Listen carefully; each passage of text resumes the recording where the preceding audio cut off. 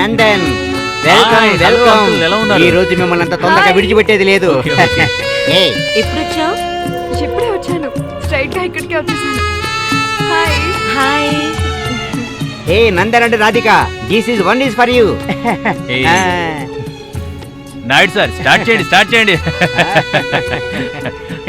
నీకోసం చివరిసారిగా ఈ పెగ్గు, అందులో నేను మునిగి తేలితేనే నాకు కిక్కు. అయినా మత్తులోనూ మర్చిపోలేను నీ స్నేహము. ఇక నాకు చివరిసారిగా కావాలి నీ హగ్గు. ఒకటి కన్ఫర్మ్, ఈయనతో మీ ఫ్రెండ్షిప్ లో మిస్ అయ్యేది ఖచ్చితంగా ఈయన కవితలు. నిరాశ నిస్పృహలతో కొట్టుమిట్టాడుతున్న ఈ హృదయంలో మధువుతో మనసుకు సంతోషాన్ని అందిస్తున్న ఈ మందు గ్లాసుకు అభినందనలు. నాయుడు గారు, మీరు రియల్లీ టాలెంటెడ్, అందులో ఏ డౌట్ లేదు.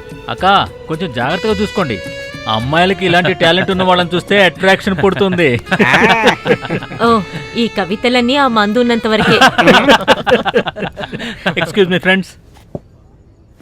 Radhika, please come. Just a second. Come. First of all, I have to thank you all for this cute little function. We will definitely miss you all. On this occasion, I want to invite all of you. మీ అందరినీ కొచ్చికి invite చేస్తున్నాను 25వ తేదీ గృహప్రవేశానికి. Please do come. Please take this as my personal invite from me and Radhika. S. Naidu sir ఏదో mood లో ఉన్నట్టున్నారు. ఆయనకు చాలా బాధగా ఉంది మనం ఇక్కడి నుంచి వెళ్ళిపోతున్నామని. Just show me.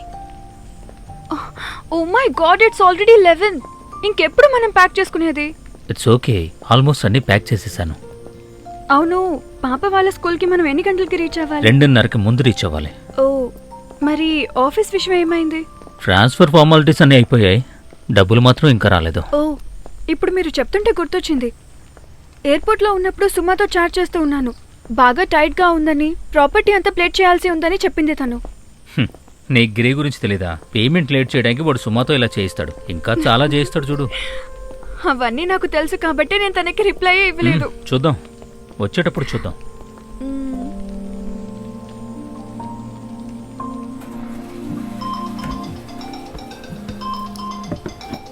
నీకే ఫోన్. హే హాయ్, నువ్వెప్పుడు రీచ్ అయ్యావు? So tell me, how was the UK life? Don't ask me. 3 నెలలు 3 సంవత్సరాల్లో గడిచాయబ్బా. ఇప్పుడు నువ్వు హైదరాబాద్ ని కూడా వదిలి వెళ్ళడానికి డిసైడ్ అయ్యావా? నాకు ఇక్కడ ఉండడం ఇష్టమే, కానీ నందనే ఊరికి వెళ్దాం అంటున్నాడు. ఇంకా పాప హెల్త్ ప్రాబ్లమ్స్ కూడా. తనకి ఇక్కడ ఉండే క్లైమేట్ పడదని నీకు తెలుసు కదా. ఇంత చిన్న వయసులో బోర్డింగ్ లో లైఫ్ ని వేస్ట్ చేయకూడదనే. నందన్ వాళ్ళ అమ్మగారికి కూడా ఒంట్లో బాగుండట్లేదు, ఒంటరిగా ఉంటున్నారు కదా. అవునవును, నువ్వు చెప్పేది కరెక్టే.